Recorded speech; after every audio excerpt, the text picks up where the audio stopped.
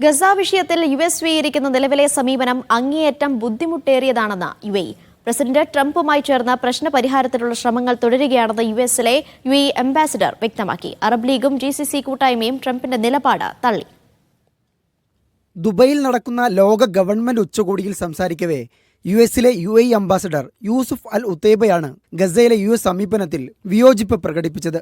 White ഹൗസിൽ ആര് അധികാരത്തിൽ വരുന്നു എന്നതിനെ ആശ്രയിച്ചല്ല UAEയുടെ നയതന്ത്ര സമീപനങ്ങളെന്നും അദ്ദേഹം പറഞ്ഞു. ഗസയിൽ നിലവിൽ അമേരിക്ക സ്വീകരിക്കുന്ന നിലപാട് പ്രയാസമേറിയതാണ്. അന്തിമമായി പ്രശ്നത്തിന് പരിഹാരമുണ്ടാകണം. എവിടെയാണ് ഇത് അവസാനിക്കുകയെന്ന് വ്യക്തമായ ധാരണയില്ല.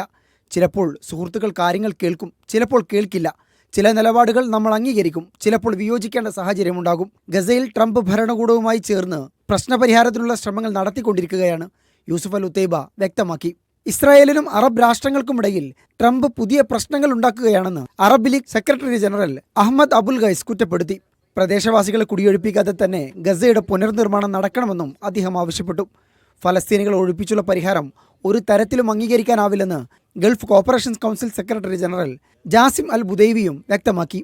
ഫലസ്തീനികളെ കുടിയിറക്കി ഗസയെ ഏറ്റെടുക്കാമെന്ന US പ്രസിഡന്റ് ഡൊണാൾഡ് ട്രംപിന്റെ പ്രസ്താവനയെ നേരത്തെ തന്നെ UAE തള്ളിയിരുന്നു. ജെറൂസലം ആസ്ഥാനമായ സ്വതന്ത്ര ഫലസ്തീൻ രാഷ്ട്രമാണ് പ്രശ്നത്തിനുള്ള ഏക പോംവഴി എന്നാണ് UAEയുടെ പ്രഖ്യാപിത നിലപാട്. Media 1 Dubai.